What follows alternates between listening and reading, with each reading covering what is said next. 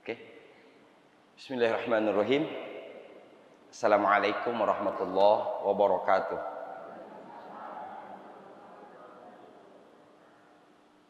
Innal hamdalillah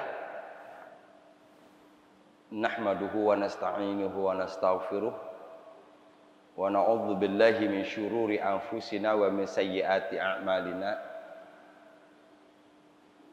May yahdihillahu fahuwal muhtad wa may yudlil falan tajida lahu waliyyan mursyida. Asyhadu an la ilaha illallah wa asyhadu anna Muhammadan abduhu wa rasuluhu la nabiyya ba'da. Qala Allah Ta'ala fil Qur'anil Karim, a'udzu billahi minasyaitonir rajim. Idz awal fityatu ilal kahfi faqalu rabbana atina min ladunka rahmah wa hayyi' lana min amrina rasyada. Qala Rasulullah sallallahu alaihi wasallam, innallaha yarfa'u bihadzal kitab aqwaman wa yad'u bihi akharin. Ketika pemuda-pemuda berlindung di dalam gua, mereka berdoa, Rabbana atina min ladunka rahmah.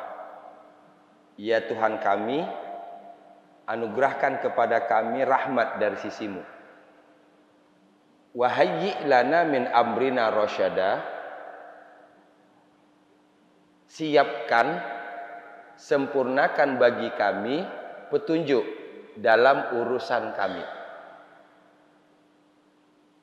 Ada 2 poin dalam ayat ke-10 surat Kahfi ini.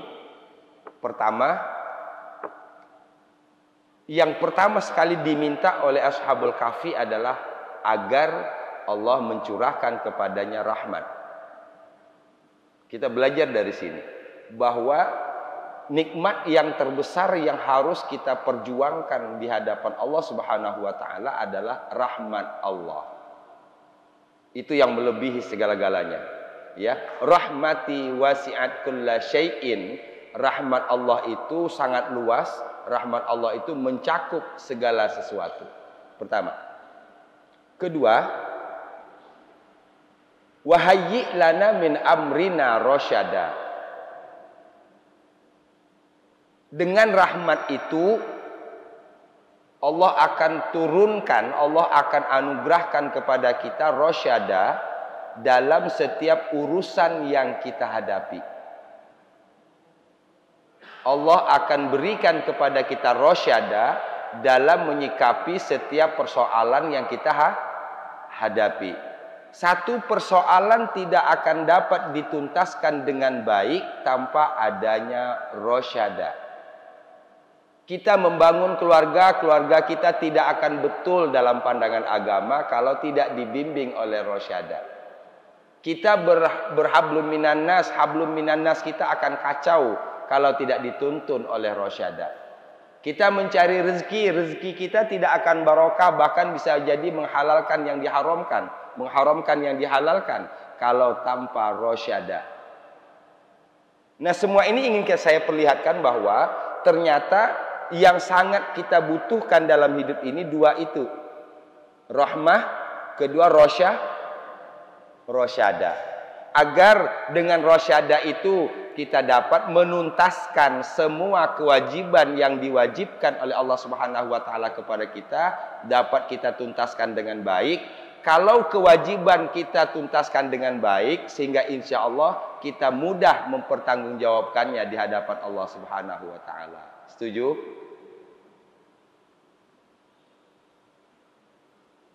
Kan persoalan hidup ini kan persoalan perbuatan dan persoalan pertanggungjawaban. Itu iman ya, itu iman. Mengapa kita tidak mau sembarangan dalam berbuat dalam hidup ini? Karena yang kita lakukan ini, yang kecil maupun yang besar akan kita pertanggung. Kalau yang kita lakukan itu sesuai dengan juklak, Itu barangkali kalau dalam bahasa iniannya, sesuai dengan petunjuk pelaksanaan yang ditetapkan oleh Allah dan Rasulullah melalui Al-Quran dan Sunnah, sehingga insya Allah akan mudah bagi kita untuk mempertanggungjawabkannya. Mudah-mudahan Allah mudahkan kita semua nanti ketika berhadapan dengan pertanggungjawaban. Amin. Ya Rabbal Alamin. Sahabat Quran yang dirahmati Allah Subhanahu wa taala, kita buka halaqah ini dengan basmalah. Bismillahirrahmanirrahim. Pembukaan ini sudah dapat 2 kan? Apa sebenarnya yang kita cari dalam hidup? Apalagi? Rosyada. Apa rosyada itu? Secara sederhana, rosyada berarti petunjuk. Dalam bentuk yang lebih umum kita minta kepada Allah, itu sebabnya Al-Fatihah itu menjadi rukun salat. La salata liman lam yaqra bi Fatihatil kitab. Tidak sah salat seseorang kalau tidak baca Al-Fatihah. Salah satu di antara isi Al-Fatihah itu adalah ihdinas siratal mustaqim. Tuntun kami ke jalan yang lurus. Makna aplikatifnya adalah bantu kami menyelesaikan persoalan kami sehingga dapat menyelesaikannya dengan sebaik-baiknya. Bisa dipahami? Sahabat Quran yang dirahmati Allah Subhanahu wa taala. Tadi katanya kita ayat 8 belum tuntas. Berarti kita sudah fix tuntas ayat 7. Kita mulai lagi saja dari ayat ke-8 karena minggu kemarin kita break. Ya. Ayat ke-7 terakhir bahwa dalam cerita tentang Yusuf wa ikhwatihi dan saudara-saudaranya, ayatul lisailin, banyak sekali terdapat tanda-tanda kebesaran Allah bagi orang yang bertanya. Sailin, orang yang bertanya. Artinya di dalam cerita Nabi Yusuf alaihissalam ini banyak terdapat tanda-tanda kekuasaan Allah Subhanahu wa taala. Apa itu? Ayat, ya, ayat. Mudah-mudahan Allah kita sehingga menemukan tanda-tanda kebesaran Allah dalam cerita ini, dan yang lebih penting lagi, kebesaran Allah itu kita aplikasikan dalam kehidupan sehari-hari. Amin ya Rabbal Alamin. Ayat ke-8 sekarang.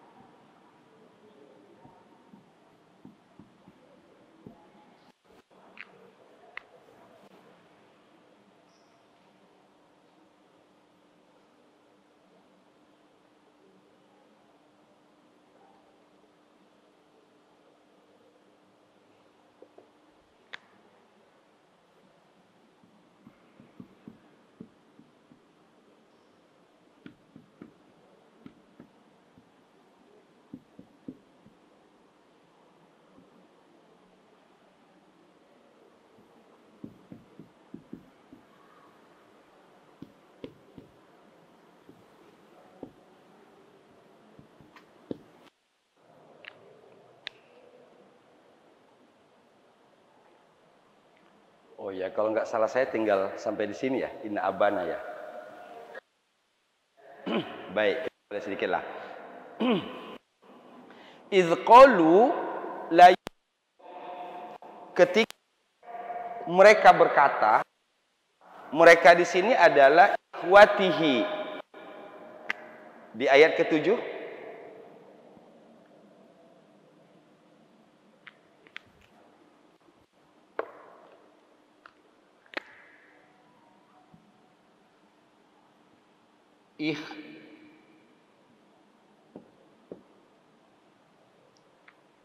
ikhwatihi, saudara-saudaranya, saudara-saudara Yusuf.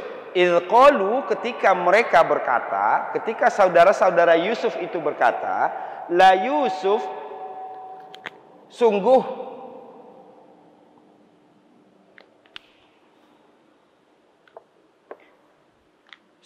Yusuf, la Yusuf, sungguh Yusuf, atau sesungguhnya Yusuf, wa akhuhu, ini, dan saudaranya. Sahabat Quran yang dirahmati Allah, dari sini kita sudah dapat bedakan saudara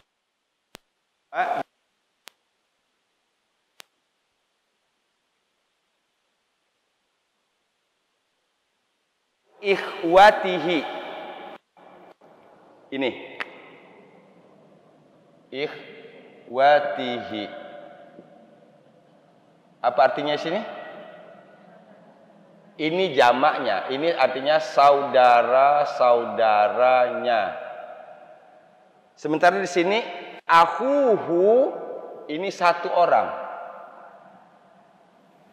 Saudaranya. Nyanya di sini kembali ke yu. Ini saudara satu orang. Maka yang dimaksud di sini adalah Bunyamin. Kita perhatikan. Ini berarti tinggal butuh ketelitian. Ikhwatihi, saudara-saudara banyak. Tapi kalau satu orang, akhun, saudara. Saudaranya akhuhu. Kalau saudaraku, akhi, di kasroh tambah ya, akhi. Alhamdulillah, ya. La Yusuf, sungguh Yusuf, dan ini saya sudah sampaikan, ini pola isim tafdil. Ahabbu, asyaddu, a'azzu, adallu.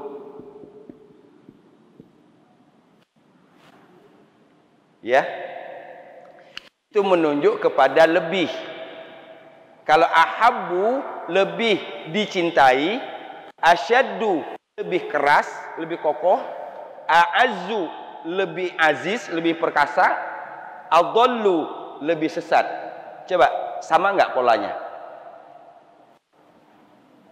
Kalau sudah ketemu seperti ini, dibungkus ini, bungkus.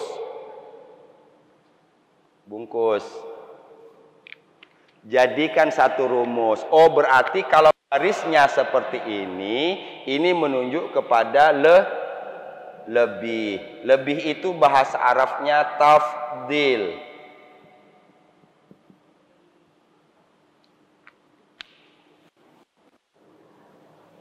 Itu menunjuk kepada lebih. Lebih itu bahasa Arabnya tafdil, sehingga disebut dengan isim tafdil, kata benda yang menunjuk kepada makna lebih dicintai, lebih kokoh, lebih mulia atau lebih perkasa, adallu, lebih sesat. Sampai di sini berarti kita sudah dapat dua pola isim tafdil. Pola yang pertama akbaru,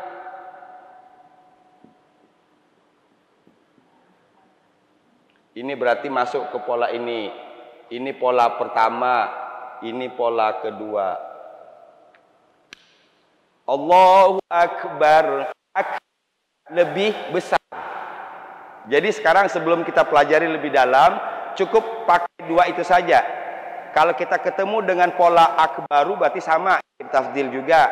Kalau ketemu dengan pola tafdil juga. Mengapa berbeda? Nanti bahas. Jadi ada yang paling sederhana dulu. Ahsanu ala ahsanu sama dengan ini. A'lamu lebih mengetahui. Ajmalu lebih ganteng. Oh, pakai ini. Tidak lagi pakai ini. Sampai di situ saya pahami. Buat dua pola. Dua pola isim tafdil yang ketahui. Bu. Lebih. Kalau boleh saya kembangkan dari sini, ada lagi nggak yang Bapak Ibu ketahui atau ingat selain saya sebutkan? Ahabbu lebih dicintai, asyaddu lebih kokoh, azu lebih mulia, adallu lebih sesat. Ada lagi nggak yang ketemu kira-kira pola ini?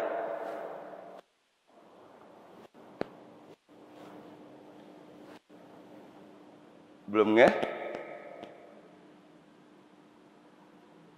Jadi kalau begitu ini dibesarkan tulisannya, dibuat satu judul. Dibesarkan tulisannya di kertas PS, taruh di dalam Quran. Jangan jauh-jauh taruhnya. Sehingga ketika kita baca jadikan itu panduan. Oh, ini satu pola. Ya.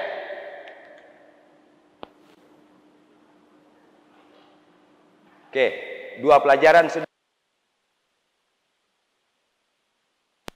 Kuatihi, kedua aku. Udah bisa bedakan?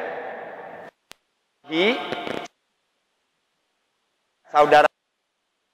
Kalau tunggalnya saudara. Ila abina oleh bapak kami, minna daripada kami. Wa nahnu usbah. Wa nahnu usbah.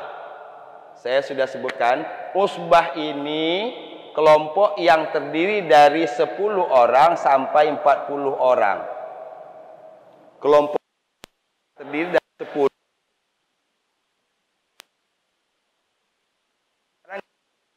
Kuat.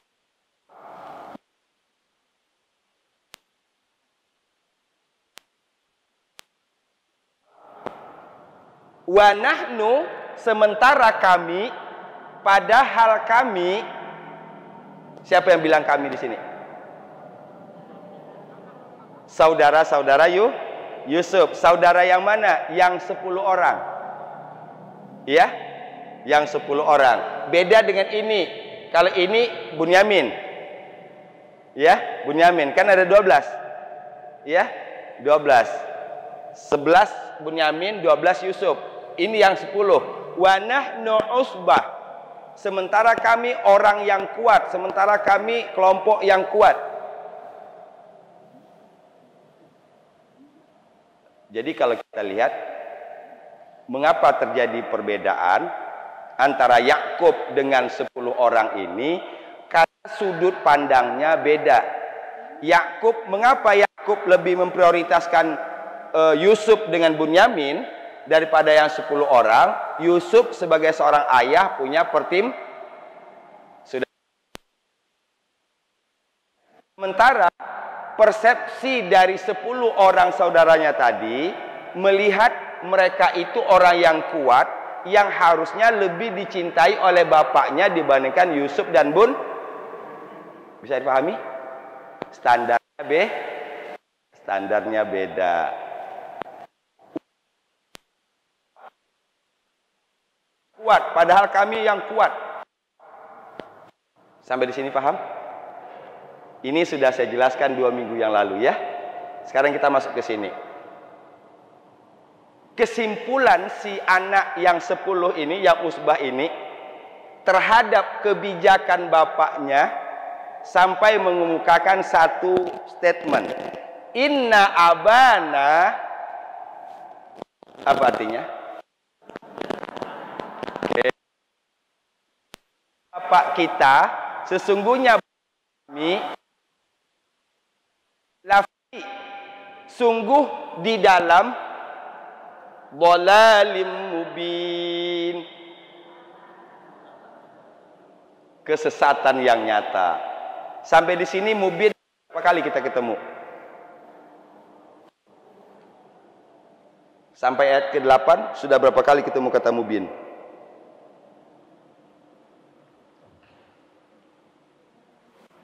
Tiga kali. Pertama di ayat pertama kan? Alif lam ra tilka ayat. Kan sudah. Kedua di ayat ke-6. Ayat ke-5. Inna syaitana lil insani aduwwum mubin. Sesungguhnya syaitan itu bagi manusia musuh yang nyata. Kedua, pertama, kedua, terakhir ke-8. Inna abana, sesungguhnya ayah kami, lafi sungguh di dalam dhalalim mubin, kesesatan yang nyata. Kita harus memahami dolal ini nanti pengaruhnya ke tafsir. Pengaruhnya ke tafsir. Dolal ini tidak bisa diterjemahkan dengan dolal di ayat lain. Ini yang menyebut dolal siapa? Oke? Ngerti nggak? Kan kalau dia dalam ayat lain, innakum lafi dhalalim mubin, itu kata Allah. Pasti benar kalau udah Allah yang bilang begitu. Kalau berbuat. Nah sekarang ini dolal dalam perspektif, dolal dalam pandangan usbah, anak yang sepuh. Bisa dipahami? Jadi walaupun sama-sama dolal, arahnya beda. Pandangan 10 orang anak Yakub yang merasa dirinya dianaktirikan, yang merasa lebih memperhatikan Yusuf dan Bunyamin ketimbang mereka orang.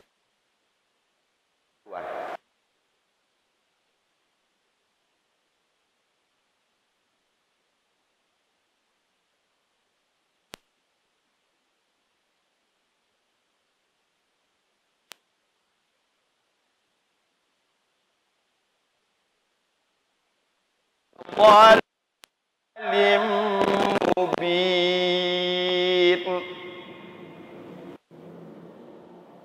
Yuk kita baca. Iz qalu la Yusuf wa akhuhu ila abina minna. Kita boleh berhenti di sini. Satu poin. Wa nahnu usbah. Kata barunya usbah. Ya, ini tidak banyak kita temukan dalam Quran. Bahkan kalau saya tidak salah cuma sekali ini nih kita temukan di Quran. Usbah itu kelompok manusia yang terdiri dari minimal 10. Nahnu usbah inna abana lafi dhalalim mubin. Sesungguhnya bapak kami kesesatan yang nyata.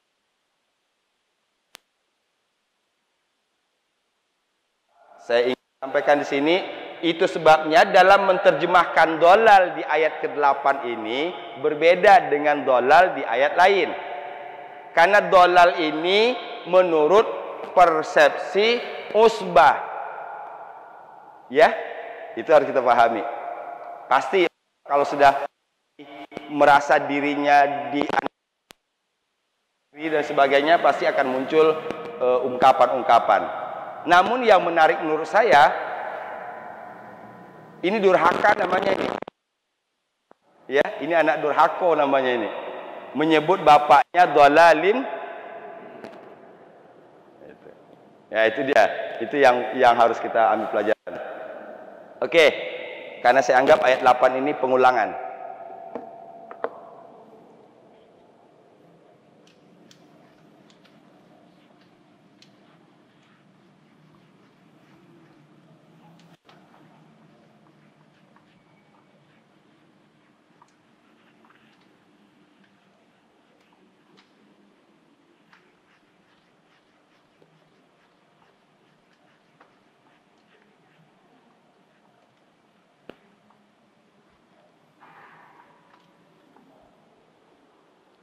Ayat ke-9.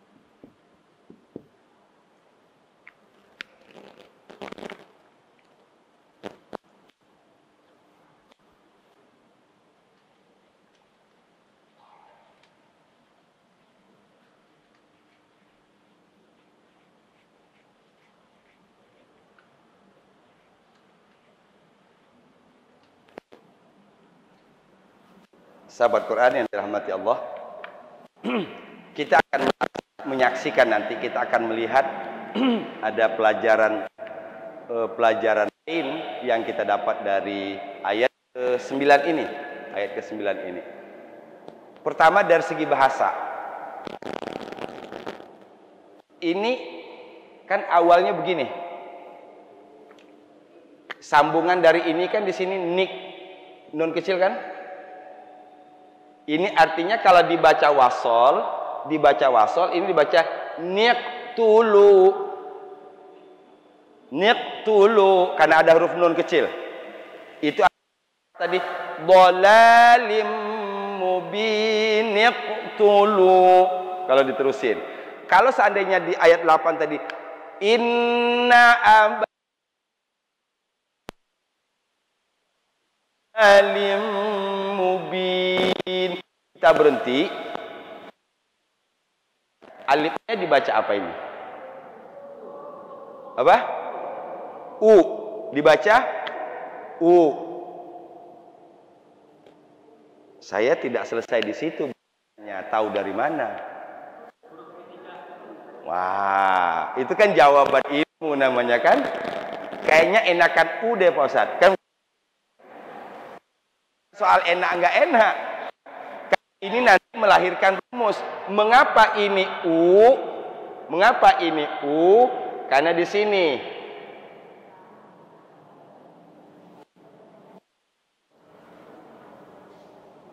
Kalau mau disebut ini huruf pertama, huruf kedua, huruf ketiga. Huruf ketiganya U. Sekarang pertanyaan saya di sini. Ini.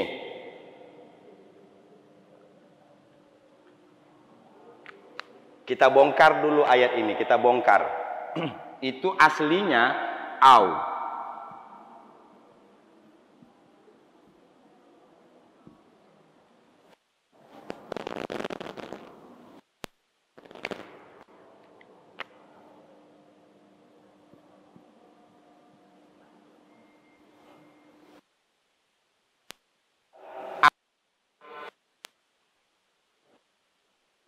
Ra'uhu awil ra'uhu.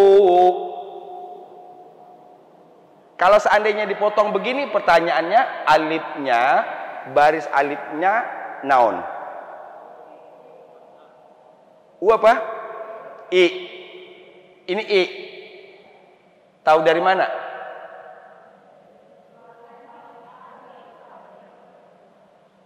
Kalau ini tadi pedomannya huruf ketiga. Kalau di sini pertama, kedua, ketiga. Ketiganya ini kan? Ketiganya fathah. Faham? Kalau begitu kita buat rumus. Kita buat rumus. Ya? Kalau kita bertemu seperti tadi, kita tidak bisa jawab ini. Ini.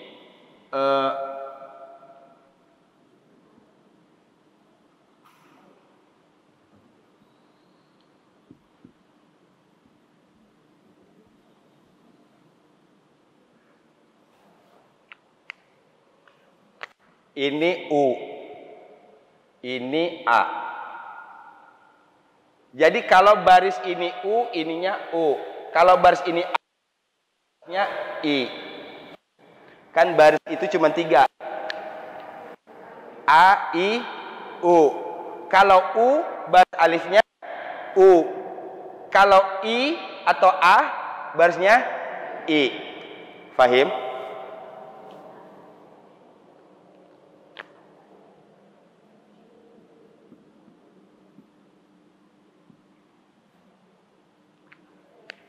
Saya buat begini. Wa'lamu, wa'lamu. Kalau wawunya saya buang, alifnya baris apa? I. Kenapa? Ini A.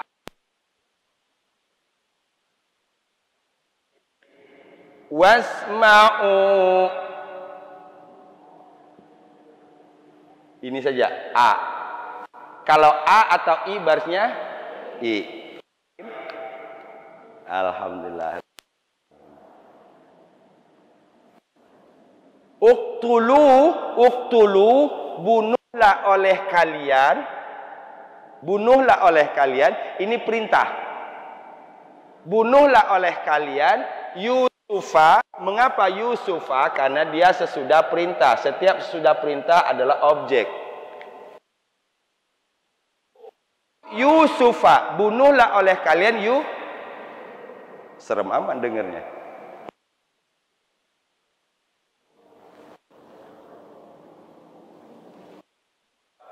Ini saudaranya ini iri atau dengki?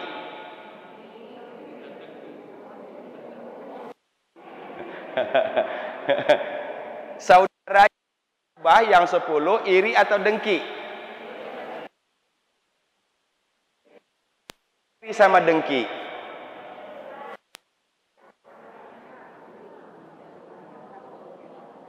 Oke, jawabannya udah benar, Iri dan dengki, lengkap itu berarti.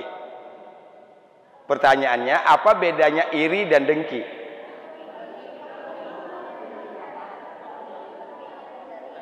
Oke, kalau iri itu kita punya rasa terganggu dengan kelebihan orang lain, itu iri. Tapi kita tidak menginginkan agar menyakiti atau merusak sesuatu yang dipunyai orang itu. Itu iri namanya. Tapi kalau dengki, dia ingin kelebihan yang membuat dia iri itu dimusnahkan. Itu sudah namanya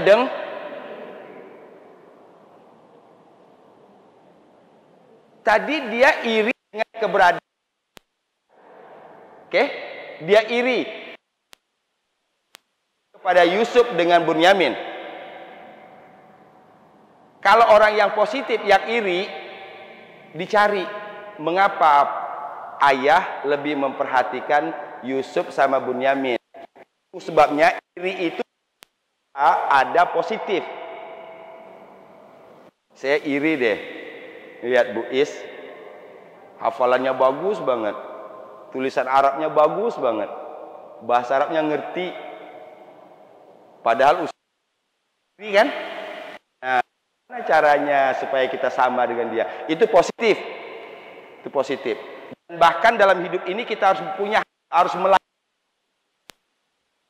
fastabiqul khairat, berlomba-lomba dalam berbuat baik. Yang boleh, yang kemudian orangnya tidak objektif, maka lahirlah sifat dengki. Orang dengki itu pasti ininya sudah tadi, buang, hilangkan yang menyebabkan seseorang itu menjadi berlebih.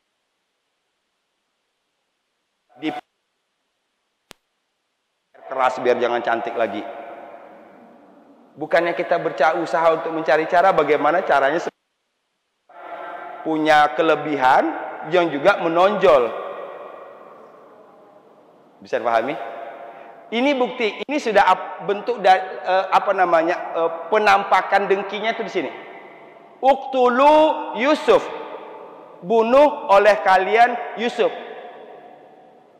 Awit rohuhu, ini masih bentuk perintah juga. It dibacanya awit. Itrohu, atau buang oleh kalian dia. Ini dianya ke siapa nih? Ada kata ganti ini setelah orangnya disebutkan. Itu hukum bahasa. Muncul kata ganti setelah bendanya disebutkan. Awit rohuhu, atau buang oleh kalian dia. Siapa dia? Yusuf. Ardo, ke satu tempat. Ardo bumi ke satu. Sampai situ paham? Setelah menilai bahwa yang dilakukan oleh ayahnya tidak benar menurut persepsi Usbah. Udah paham kalau saya sebut Usbah? Yang 10 orang tidak benar Usbah. Kemudian Pak sudah sesat yang nyata. Oke, sudah sesat yang nyata. Sampai kepada kesimpulan kalau begini nggak bisa dibiarin. Berarti berlanjut loh itu diskusinya.